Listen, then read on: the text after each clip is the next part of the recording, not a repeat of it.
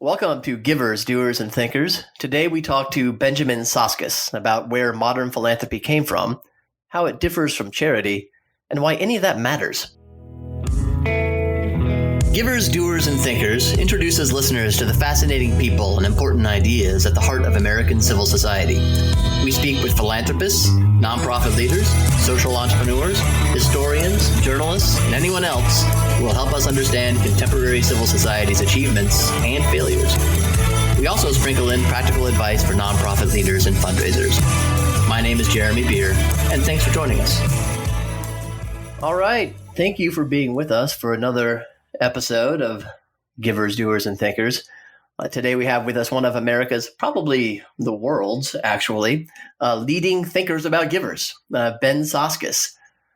Ben is a historian by training. I first became aware of his work thanks to a mutual friend sending me his dissertation while Ben was completing his PhD at an obscure school in New York City called Columbia University, in case you haven't heard of it. The dissertation was really eye-opening for me in laying out the critiques of philanthropy that had been leveled by a number of figures in the early 20th century or thereabouts. And we'll hear more about that today from Ben. I've been following his work ever since. Ben is now a research associate in the Center on Nonprofits and Philanthropy at the Urban Institute. He is also the co-founder and co-editor of a really cool website called HistPhil, as in History of Philanthropy. And he is the co-author of The Battle Hymn of the Republic, a biography of the song that marches on. And maybe we'll have a chance to talk about that a little bit today. Welcome, Ben. Hey, great to be here. Did I screw anything up in that introduction? Yes, there's no way I'm the world's greatest living thinker. You may be. I know you're being modest. It's not a huge club. I will admit that. That's true. Not many people do think about it, which is why I wanted to talk to you on this podcast. You've pointed out in your own writing how we haven't gotten a lot of work done on the history of philanthropy, really. So all the more reason to have you on. And you certainly are one of the world's leading thinkers on that, if not the leading thinker. Okay, I'll accept that. Well, but tell me first, before we get into all that, what does a research associate in the Center on Nonprofits and Philanthropy at the Urban Institute do? So the work I do at Urban is not dramatically different from the work I did before Urban as a sort of independent researcher and scholar. Almost all my research is historically informed, so I'm still writing, researching, thinking about philanthropy. It's more geared towards contemporary practice. But it's, I'm still doing kind of long form research reports and briefs, using kind of historical inquiry and the sort of the tools that historians use, focus on complexity and contingency and context and that sort of thing, to address contemporary issues. It's a great perch, and I spent a long time sort of without colleagues, and I've really enjoyed actually having living, breathing, colleagues. Now, of course, everything's virtual, so somewhat living, and somewhat. Yeah, so I'm assuming I have to kind of make an assumption, but no, it's a great place to work, and one thing I've been really I think gratified by is that I sort of straddle the academy and the world of practice, and there's actually a healthy appetite for the kind of scholarship and writing I do, and by healthy I mean enough to earn a living. Which is I'm always surprised by that and gratified. So and then maybe we can talk a little more about that. In your intro you talked about the fact that there really hasn't been a huge amount of focus on the history of philanthropy, and I think that's still true. But I do think that that's starting to shift a bit, and that there is more of an appetite for a kind of humanistic and historical orientation towards the field. Is that increased appetite growing out of a recognition that this isn't easy, that sort of deploying money to bring about some desired social end is a difficult task? Is it sort of born out of that, a sort of humility that's come out of that? I probably wouldn't go so far as to say it's born out of humility. but I do think you're onto something. So, I mean, when I was, I'm sort of the beneficiary of good timing. You mentioned my dissertation. I basically finished it right as the big Warren Buffett gift to Bill Gates was being announced. And so there was this really kind of the surge of interest in philanthropy, and also a surge of interest in the critiques of philanthropy. But at the same time, the pendulum was swinging away from a kind of focus on a kind of exclusive focus on quantitative measures and modes of thinking towards more of an acceptance of qualitative modes. And so I think there's some humility involved there, but there's also just a sense of the inadequacy of like the scientific and quantitative approach for understanding how change happens and how to actually evaluate it. And historical work is one tool in that. I mean, it's not the only one, or maybe not even the optimal one, but I think there was an appreciation that they needed to sort of expand their toolbox beyond the kind of strict adherence to metrics that had really defined the field for the decade before. Let's back up then. Let's back way up. Yeah. Since you are a historian of philanthropy. And I think most people don't have any sense, and why would they, of where modern philanthropy comes from. Like when did the word philanthropy first sort of come into general usage? Could you kind of give us sort of that background? Like when did philanthropy as a word or concept first sort of come into being, and what was different about it? Why did it come into being? Sure. I mean, this is one of these cases where I do think etymology is, can serve more than just like a parlor game purpose. Like it really does point to some underlying important historical shifts. Let me go even further back. So the first usage of anything like the word philanthropy is in Aeschylus. It's a kind of a variety of that term is used to describe Prometheus. And so his act of bringing fire to man is an act of philanthropia. And so even back then you can kind of see, I mean, you remember what happened to him. He didn't end so well. So, I mean, there's a kind of transgressive element that has been associated with the term from its earliest roots, but it was a purely classical term for millennia. And it really only emerged in English and Western usage in the late 1600s, and really then was not in widespread use. It only becomes widespread in the mid 18th century.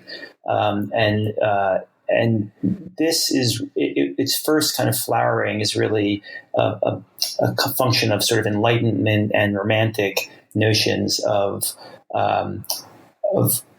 directing one's attention not just to one's neighbors, one's intimates, and one's familiars, but to something like humanity as a whole. The idea that you could really love humanity as a whole, and you had some linkage through that to a kind of radical reimagining of society. It was not at that point. It didn't have much to do with giving away money. I mean, it could involve giving away money, but that was not by any means its defining characteristic. More of an attitude, more of a mindset. Yeah, it was. I mean, it literally was the sentiment, the feeling of love of mankind that would animate action. It was often the kind of correlate was benevolence. So the great example of if you ask somebody in the late 18th century who is a philanthropist, they would point to a guy named John Howard. And I'm always curious, like if anyone still knows who this guy is. I don't. Maybe some people, but I don't think many. Yeah, and it's interesting just the way in which the ways in which meanings of words change obscures some folks and gives other folks more attention. So John Howard was he was a very prominent, what we would call a prison reformer at the end of the 18th century in England. And he made a series of tours to prisons in England and also in Europe. England and Europe were being ravaged through a number of reasons. But jail fever, kind of form of typhus, was doing a huge amount of damage. And Howard basically toured Europe and visited these prisons and sort of had personal communion with the prisoners themselves, kind of showed a real love of some of the people in suffering the most and in most need. And he was really the first guy who people talked about as a philanthropist being their key identity. He was, he's a weird dude, and didn't particularly appreciate the title. He was kind of consumed with his spiritual and moral inadequacies. Was Howard an Orthodox Christian, or was he a sort of secularist Enlightenment? No, he was a dissenter. Yeah, he was quite a religious individual. In fact, I mean, that was one of his key. He was deeply believed in the sinfulness of man, and didn't particularly think that he deserved any kind of special title. There's a book by an English historian named Hugh Cunningham that kind of traces some of this stuff that came out recently. But his admirers wanted to create a portrait and a statue of him. And the problem was that he refused to sit for any portraitures. There was no likenesses available. He was not, he wasn't the kind of guy to send out a PR release with every gift. Yeah. But because there was a kind of cult of personality that developed around him, and that was who people thought of when you talked about a philanthropist. He wasn't poor. He was actually, he was a wealthy person, not phenomenally wealthy, but his wealth enabled him to take these trips to tour. But the act of philanthropy was not associated with the act of him giving money to the cause of prison reform. The act of philanthropy was literally the act of him visiting prisons, communing with prisoners, advocating on their behalf. And that was the meaning kind of was transported in the U.S. It really kind of reaches American shores in the early 19th century. And at the same time, it was not a term back then that really had anything to do with giving away money. Around the 19th century, there's a shift from a kind of its predominant connotations shift from kind of Enlightenment associations to evangelical associations. And Howard was a sort of precursor to that. Right. But it was attached to the sense of kind of millennial purpose, that there were these reform efforts throughout the U.S., many of them grounded in kind of evangelical revivalism, and that they were going to transform the world. They were both an instrument of that transformation and a sign of it. And at that point, it was not the defining characteristic was not money. It was really the sense of loving the stranger, loving somebody who is not one of your intimates. Well, okay, let me stop you right there, just very quickly. We didn't have a word, it seems like, for loving the stranger before then, charity. What was wrong with that word? Or maybe you're going to get to this. What was wrong with that concept that people felt we had to have this alternative concept? Yes, it's a great question. So the big difference, I mean, charity was still very much in use in the 19th century. The big difference is one of scope. When philanthropy is used in the European context or in the American context, again, it's the sense of a kind of transformation that extends beyond one's intimates. Got it. And so, these reform societies in the 19th century, one thing that was really distinguished them was they were national in their, they were sometimes even global in their ambitions. But remember, you're having the nation is expanding. these reform societies are literally kind of tracking that expansion, and they are often kind of federal in their organization. So there's little teeny Bible societies, in communities all across the country, and philanthropy is sort of this sense of millennial purpose and ambition is one of the things that unites them, and charity at this point, and maybe we'll get a little further on. Charity was not repudiated at this point as a term. It just wasn't large enough to contain those ambitions. Got it. Too personal, too local, too didn't think big enough. Yeah, I mean, so again, we're not at a point yet where that act of repudiation is taking place. So, right. And I mean that's the key pivot in the early 20th century, where you don't just say philanthropy is another term to kind of describe what's going on. You say that charity has to be repudiated in order to kind of validate philanthropy. So that wasn't happening. In part because, again, this is the early stirrings of this kind of national expansion and ambition. But it is true for the most part, a lot of the work was being done in their own neighborhoods, in close proximity to people in need. So there, the difference between what they called philanthropy and what they might have called charity wasn't really profound. That's so. This is there any? It seemed clear that philanthropy, the whole concept, depends upon sort of a sentiment or a notion that the world can be changed in a really dramatic way. Is that horizon of the imagination made possible by sort of European expansionism, a growth of technology, industrialism? Like it seems to me like there's a sort of imagination change that makes it possible, I think, in terms of large scale charity, i.e. philanthropy. Is that part of the story? I think you're absolutely right. I mean, it's no coincidence that that philanthropy, is developed in the Enlightenment, is closely related not just to kind of transformations in kind of technology, but also to social organization. So the shift in the mid 19th century is from kind of evangelical associations to a capitalistic association. This is when we first start getting this idea that philanthropy is about giving away money, and the ability for money to kind of transcend boundaries. To really you're able to do more.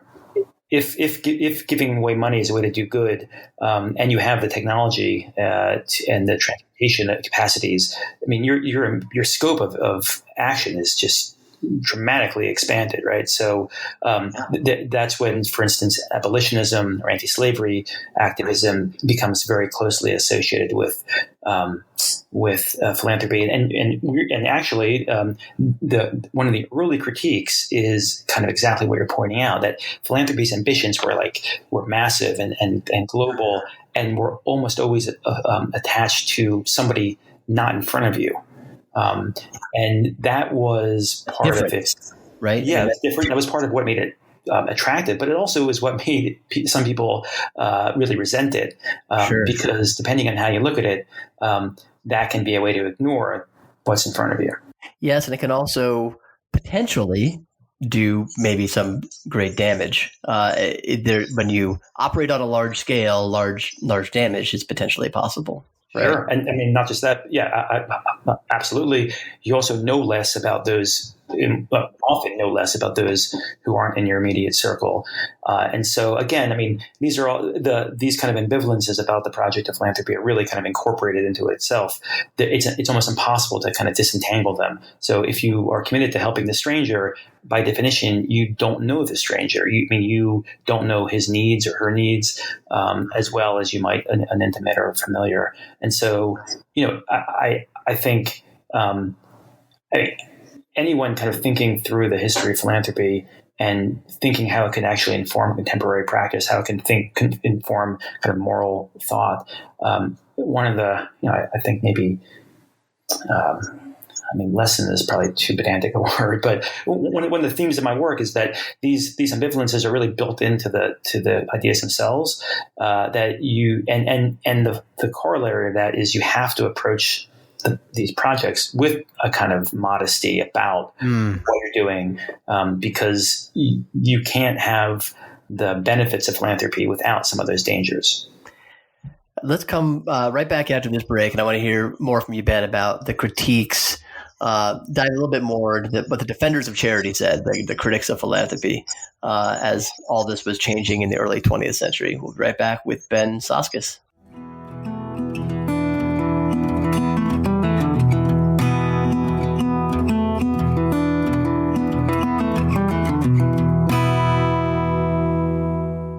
All right, time for a practicality. Happy to have my colleague Laura Pallares here with us today. Laura is a managing consultant at American Philanthropic. How you doing, Laura? Hey, Jeremy. Good. Thanks for having me on. It's great to have you on, and it's great to talk about strategic planning. Now, most people may not think it's great to talk about strategic planning, but maybe that's part of the problem. Why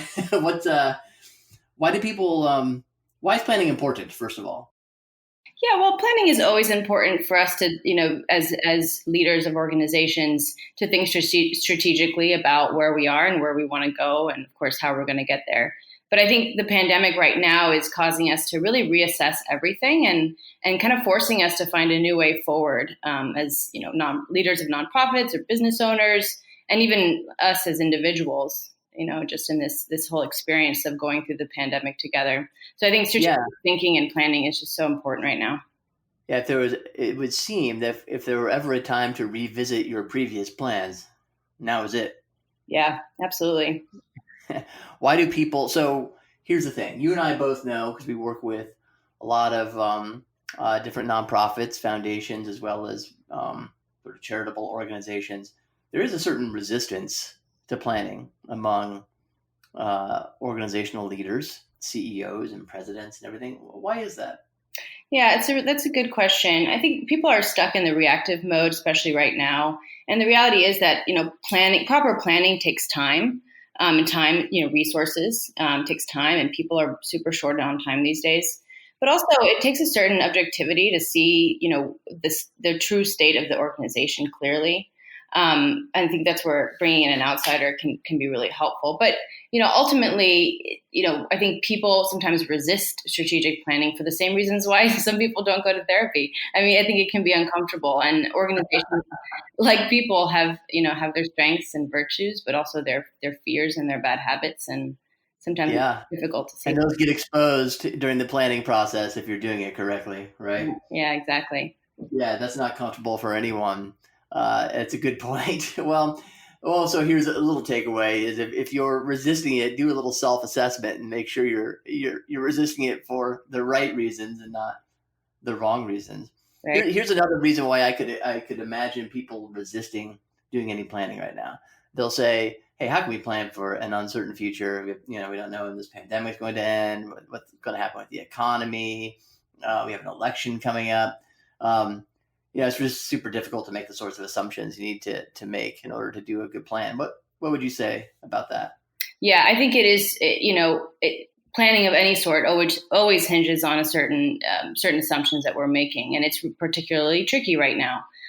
Certain things that we knew are sort of in question, right? Like we don't know for certain what the retention rates are going to be for donors. We don't know, I think a lot of people are questioning, will my biggest philanthropic supporters be around next year supporting me? So I think now is a particularly important time to be falling back and relying on time-tested principles, and remembering that pandemics do go away eventually. That's not something new. Yeah, no, that's a good point. There's a certain strain of the conversation that seems to, the implicit assumption is that this pandemic is not going to go away, and it's going to. It's important to have that, not just hope in front of us, but that I think it's more like a truth, right? No pandemic has lasted forever. That's right. Yeah, that's right. It's interesting. So my family owns part of the food and bev industry, and there was recently an article that came out in the Wall Street Journal that talked about how investors are scooping up these restaurants because they know that at some point we're going to be out of this, and we're still going to want restaurants around. And so the ones that are able to adapt and survive are really going to thrive at the other side of this pandemic. And planning for the now, I think, is really important, and being able to be nimble and adjust to the things that are coming our way.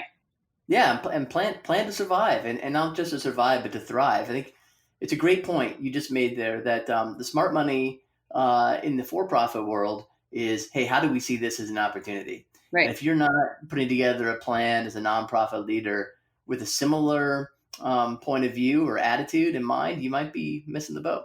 Yep, that's absolutely right.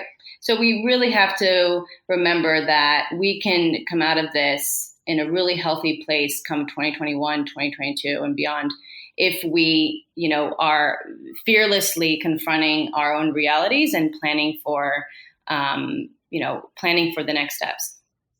I love it, Laura. Hey, thanks a lot. Yeah. Take care. Bye. Yeah.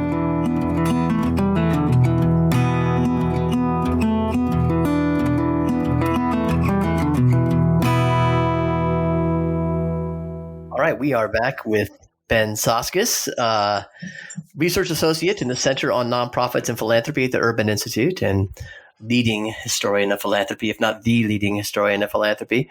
Ben, we're talking about this shift towards thinking about helping others in the context of philanthropy rather than charity in the early 20th century. And you cover in your dissertation sort of there's a lot of controversy around this, a lot of right crisis level sort of debates happening. What was that all about? Like, where do the sort of debates fire the hottest, I guess, or where did the critics land their biggest blows as this sort of new thing of philanthropy is rising up? Sure. Let me take you to that turn of the last century, because there's a key shift that happens, and that's where the critics really focus. So we're at the point where philanthropy is associated with giving money away, or can be, amongst a kind of host of different types of actions. But until really the Gilded Age, until the end of the 19th century, we don't see in the United States giant concentrations of wealth, so that you have all of a sudden real differentials in philanthropic capacity, right? If more and more giving away money can be philanthropic, if you have a relatively egalitarian distribution of wealth, then you're not really posed with thinking through what the consequences of philanthropy as concentrated wealth can be. But that's what you get when you get Rockefeller, Carnegie, the kind of people now known as robber barons, and they reinvent the kind of ethic of philanthropy at the turn of the last century, and they do so really on the back of the traditional ethic of charity. So when they're defining what philanthropy is, they're really doing it by saying it's not charity. And honestly, you still hear echoes of that to this day. I mean, I'm constantly charting that in the rhetoric of philanthropic leaders. So philanthropy is fundamentally geared towards root causes, whereas charity is kind of attends to palliatives or immediate suffering. Charity is fundamentally religious. Philanthropy is secular or scientific or rational. Charity is sentimental. Philanthropy is informed by business modes of thinking, and this and there's a bunch of reasons why this happens. The kind of most human is this idea that these really, really wealthy people were just besieged by requests and kind of being driven crazy by the demands of charity, meaning like walking down the street and people saying, "Give me, I need money." And they invented this new way of thinking, or elaborated on a way of thinking, which really created intermediaries between beneficiaries and applicants and donors. This is what's that? Nonprofit organizations basically could sort of come out of this. Yeah, eventually that's what you get. I mean, now there were civic, there were associations well before that, but the idea was that this is what Rockefeller's advisors called wholesale giving, that you would not give to a particular school anymore, or you would give to another organization that could think of the whole landscape and rationalize the whole educational landscape, and make these sort of decisions not out of sentiment or allegiance, but out of a kind of again a kind of rational, clear-headed view of sort of root causes and what needed to happen.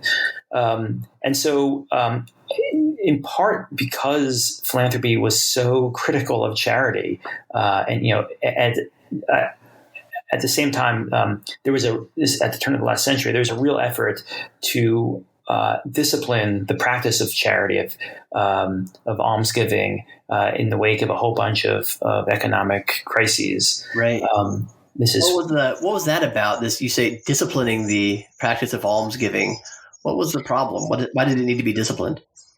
Well, I mean, so from the perspective of of the respectable classes, so to speak, whenever you had these kind of economic downturns, you had new, unfamiliar people in urban settings asking for money. And there was a growing sense really from the mid 19th century on that the traditional form of giving money to kind of ad hoc solicitation was wasteful. The term that was kind of constantly used was indiscriminate. It lacked active, rational discrimination. And so at the end of the 19th century, at first actually in England, there was a bunch of societies that were formed called charity organization societies. And their job was basically to serve as a kind of central clearinghouse for charity applicants. And so you would if you were a wealthy donor or even a middle class donor, you would go there. You would basically give money to them, and they would be able to make wise judge whether or not an applicant was worthy or unworthy. Was it somebody who who was going to waste the money on alcohol, and also to have a kind of friendly visiting, that to offer moral instruction and guidance. So it was really an effort to kind of discipline this traditional practice in which the act of giving itself was increasingly being viewed through a kind of lens of political economy, and that was the main instrument. But because of its prominence and the reason Rockefeller, J.P. Morgan, almost all the major kind of titans of the Gilded Age and early Progressive era were big supporters of charity organization. It was because it was so closely associated with that wealthy class, it attracted enormous criticism. And in my dissertation, and sort of my early introduction to the critique of philanthropy, what I was struck by was not just what we recognize now as a kind of progressive critique of philanthropy. The same critiques that we hear really frequently now are not new, and they were leveled almost immediately after the major foundations were created in the first decade of the 20th century. But there were other critiques about the kind of legitimacy of the charitable exchange and charity as an ethic that I was really fascinated by, because I did feel like for me, it was so familiar to hear charity being demoted as a kind of antiquated ethic. But when you heard some of these critiques, some of them rang really true to me. And I thought I wanted to sort of bring those critiques into dialogue with some of the more progressive critiques, because I did think they had a lot to offer. And I focused a lot on the Catholic critique. I think they were often the most kind of outspoken apologists for charity, but it wasn't just Catholics. It was there was also a kind of ethnic and working class critique which echoed some of that, and it was there was a whole range of different critiques, but I think that it can be summed up in the idea that charity really required proximity to those suffering, and more of a personal encounter. Would that be a fair? Yeah, a personal encounter, and it's substituted a kind of political economy framework for a kind of more supernatural one, in which the kind of relationship between giver and receiver became, really a focus, and not just that, but because philanthropy was so rooted in a kind of capitalist ethos, there was a kind of subversiveness to the critique of philanthropy on behalf of charity that really pointed to the ways in which wealthy people often distance themselves, or saw abstractions in the place of real concrete individuals. So what I've tried to do, I find there's much to learn from both in both in philanthropy's critique of charity and in charity's critique of philanthropy, and so I've sort of understood them as kind of wary partners that have sort of tracked each other for centuries, and both really can help inform how we think about doing good. I think most people have no idea about that history, so I really appreciate your kind of laying that out for us, that there is a critique of philanthropy. It's not all puppies and rainbows and, great stuff. That is something, there's a danger in our philanthropic practices that critics have been pointing out for more than a century. So what's it look like today, in your view? What sort of balance or lack of balance do we have? How are these two ways or modes of thinking about giving, philanthropy and charity, how well are they checking each other or not checking each other? Where do you see the dangers going forward? That's a really good question. So it's still the case that it's very rare that you'll see any major figure in philanthropy championing charity. Whenever you hear charity mentioned in the philanthropic sector these days, it's almost always as a negative reference point. So in that sense, there's lots of continuities to the early years of the founding of modern philanthropy. But these days, the contrast to charity is often made in terms of a kind of social justice framework, which is actually you could pick that up in the early 20th century too, in some of the labor writings and labor press. So charity is believed to connote the kind of superiority of giver to receiver, and it's condescending, and it doesn't fully respect the agency and autonomy of recipients, and so I think there's again I don't dismiss that critique of charity, but I've pushed back a little bit because I do think there's a number of ways in which I think that the charity still maintains its sort of function as a counterbalance to philanthropy. First of all, it does tap into kind of deep religious traditions that philanthropy as an idea has more resistance to. And so thinking about the ways in which you can incorporate kind of spiritual and religious practices into the practice of philanthropy, charity is one avenue to do that.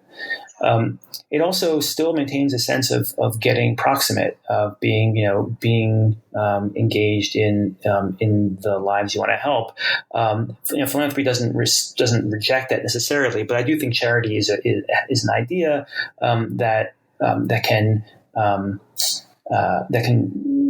sort of reinforce that. And third, you don't have to be a socialist to think to find it somewhat problematic that philanthropy has been sort of colonized by capitalist ideology and ethos, and that there is a benefit to having an ethic which is somewhat distanced from that. Right. Not because, again, not because you think capitalism is illegitimate, but because what we want of our ethics is that sense of distance. It's more that you want to sense that there are some spheres of life that are not colonized by the marketplace.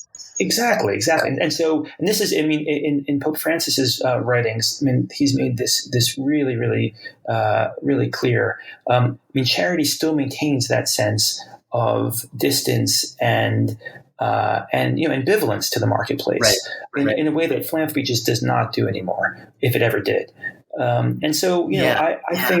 think it's worthwhile to hold on to it. I'm somewhat encouraged by. I don't know how closely you guys have been following this, but there's been a real surge of interest in direct cash transfers. And so in a weird way, we're seeing more philanthropies. Yeah. They're kind of more willing to just give money to people in a way that, in some way, really kind of goes against the grain of what philanthropy was meant to do at first. Yeah, but I see. Yeah, there's a kind of potential reconciliation between these two ethics. That I see, that could be built on that. But I don't mind if they aren't fully reconciled. I think that's one of the things that we are kind of called to do is maintain somewhat mutually irreconcilable ethics and constantly try to balance them out. And so, I hope that in part through kind of understanding the history of the ideas, people can use both in constructive ways. That's really good, Ben. I think there's one other thing I would add, I guess, that's different about charity that we'd have to think about how do you integrate it into philanthropic mode. And that is charity is supposed to change the giver, not just the recipient, that at least historically, right? Like the principal purpose of charity, maybe even in the Christian tradition, is to change you, not to change anything else. And that's something that definitely gets lost, I think, when we're operating entirely within a philanthropic mode. There's really not maybe a proximate or personal encounter, but there's really there's no something intrinsic that happens to me by virtue of participating in this exchange. Yeah, no, that's exactly right. So that was one of philanthropy's critique of charity was that charity was ultimately a selfish ethic. Exactly. Yep. Yeah, and so the key question there is how do you kind of focus on the transformative potential of charity without losing, without it becoming entirely selfish and kind of narcissistic. So I think the danger is there. Weirdly enough, charity also thought that philanthropy was selfish because the Catholic critique of philanthropy was very much informed by the Catholic critique of the Reformation, and that basically it was what happens when you let private judgment kind of unleashed, and that every philanthropist had his own sense of what was right and what was wrong, but had no sense of kind of inner authority or anything like that. So there was sort of dueling claims of selfishness that were thrown around back then. So let me ask you, I'm going to pivot here as we sort of start to draw this to a close. One thing that came out of the growth of philanthropy was the growth of perpetual foundations that are not just oriented towards a very specific purpose, but towards improving humanity, changing the world, what have you. And now, of course, you can tell me how many tens of thousands of foundations, private foundations in America alone. Many of them perpetual. They're just these big pots of money sitting there. What are the pros and cons of that? Are those more of a blessing or more of a burden for society or democratic society in particular, in your point of view? That is a good question. I know it's a big question too, so don't feel you have to tackle the whole thing. Yeah, I would say perpetuity is as good as an ideal as it is tethered to mission and purpose. So I can imagine. I am not absolutely opposed to the perpetual foundation. I do think the perpetual foundation in which perpetuity is completely has no real relationship to the mission or aims of the foundation. That does seem to me a problem. So I think it is interesting these days. I mean, one thing we are seeing is an increased challenge to perpetuity as an ideal. We're not seeing perpetual foundations disappear by any stretch of the imagination, but the default setting, which I think was the case for much of the second half of the 20th century, that perpetuity. Often people assumed. These days, when you talk about a foundation, it was perpetual. I think that's being called into question. And that's something I actually think when I'm forced to kind of answer, I kind of dodge the question by saying, I think the main thing is to have it be, but that temporal considerations need to be open and challenged and really tied to mission and purpose. And actually, so one of the things I did in my historical work is I look back at the earlier period of the development of foundations, and I was just struck by the fact that their understanding of temporality and timeliness was much, much more fluid than I think was originally understood, and actually resembles what's going on now much more, which is that you look at the philanthropic landscape, and there's really just a range of different attitudes about time.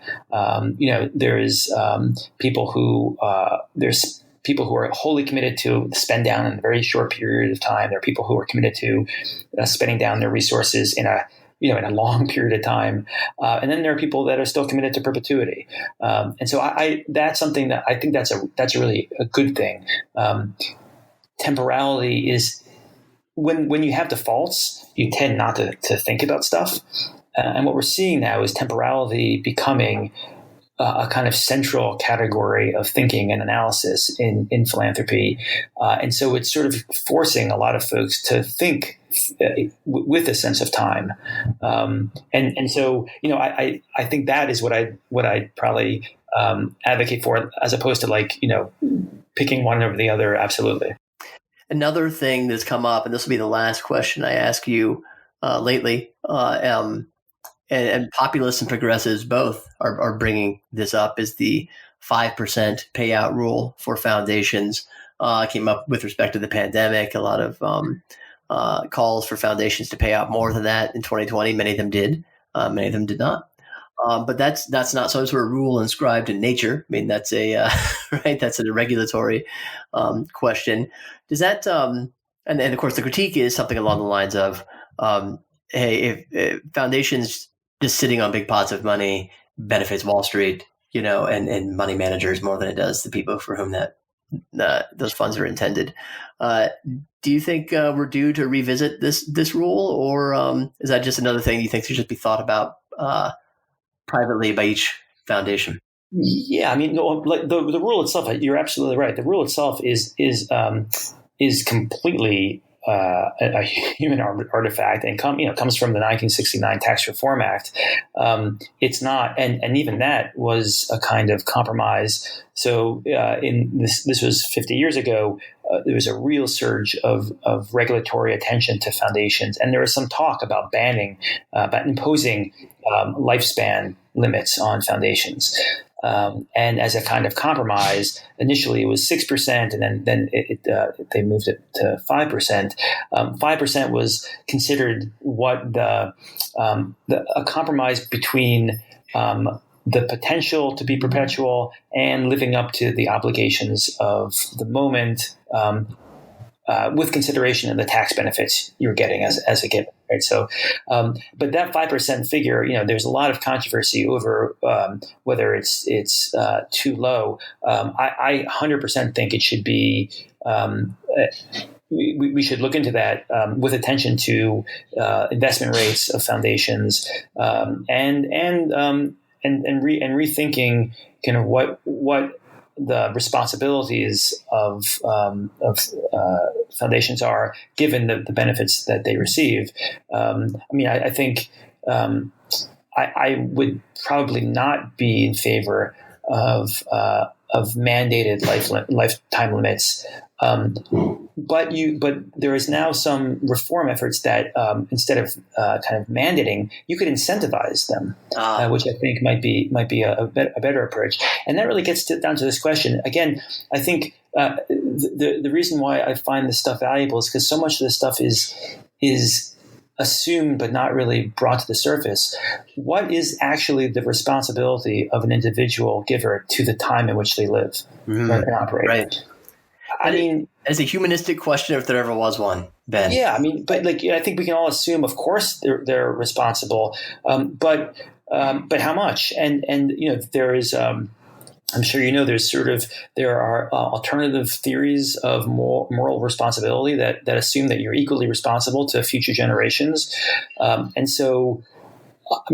I think thinking that through and trying to be as kind of intentional and thoughtful about that is probably a good thing, and especially when there is when there are tax benefits associated with it, because that's actually one of the funny things about some of the discussions about timeframes that came out of the '69 Tax Reform Act, which was you had some of these big moral questions, and then about intergenerational ethics and timeliness, but then there were kind of questions about like what are taxpayers getting for their money, which were they weren't detached from those deeper ethical questions, but it really was like what's show us what we're getting here for this. For me. Yeah, right. And I think both those those questions are still very much alive ones.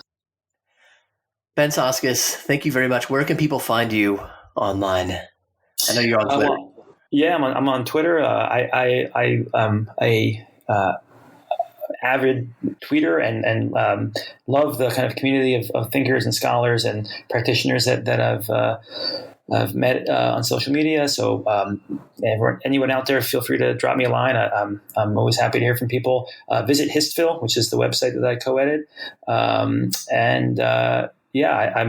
happy to continue this conversation offline with anyone who's interested. And it's been fantastic. That it was very knowledgeable, and I really appreciate your time. And thanks for being with us. Hey, my pleasure.